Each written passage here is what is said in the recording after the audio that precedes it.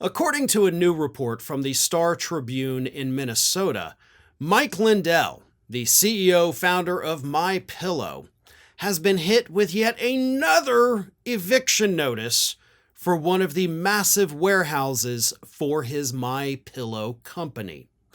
In other words, according to the reporting from the Star Tribune, Mike Lindell is getting kicked out onto the streets and he's got to take his crappy little pillows with him.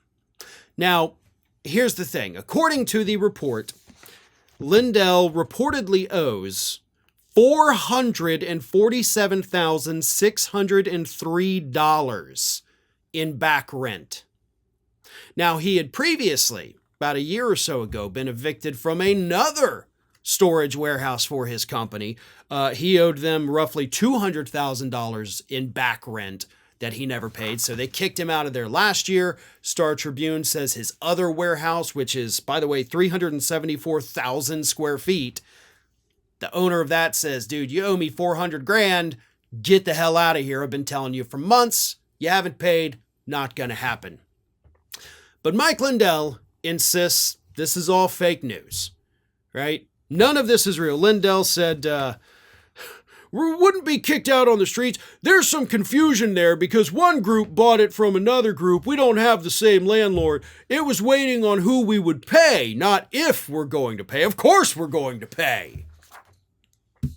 So Lindell swears, like, hey, we got the money. We're gonna pay our rent, okay? We just don't know who to pay. Right? That sounds totally legit. No. Here's the thing, Mike, and you're a businessman. You should know this, but I'm gonna go ahead and explain it to you anyway, because apparently you don't.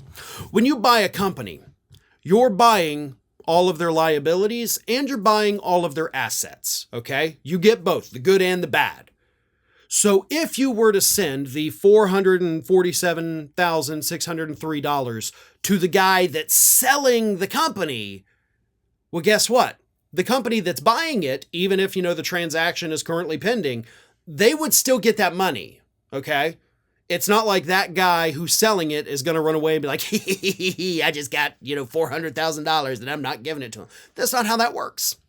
These transactions are very closely monitored in these sales. So you could have paid and probably should have paid the guy who has been asking you for months to pay your rent, right? The new company hasn't done that yet. So you pay the old guy and then he gives that money, it goes into the company pot. And when the company gets bought, they get that money and you don't get evicted. So I don't buy your little excuse that, we're trying to figure out who to pay here. I don't know. There's two guys. I don't want to give money to two guys. Here's a crazy idea too. If you don't want to go with my plan, you know what you can do? Pick up your phone and call and be like, hey, who do I pay? Oh, okay, cool. Thanks. That's it. That's all you had to do. And I tell you what, Mike, if you don't want to be the one to make a phone call, if you're like me, you're not a big fan of talking on the phone, I'm sure any one of the thousands of people that work for you could have made that phone call for you instead. So there's literally no excuses here. You owe somebody $447,000 and $603. Just make a phone call, find out who to pay, and wire them the money. It really is that simple. And I'm willing to bet if you had that money readily available, that's probably what would have happened.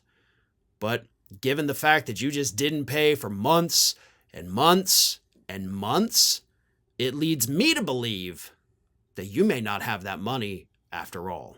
Hi, everyone. This here is little Athena. And Athena would like to know why you haven't subscribed to Fair and Balanced yet. So please, don't let Athena down. Subscribe today.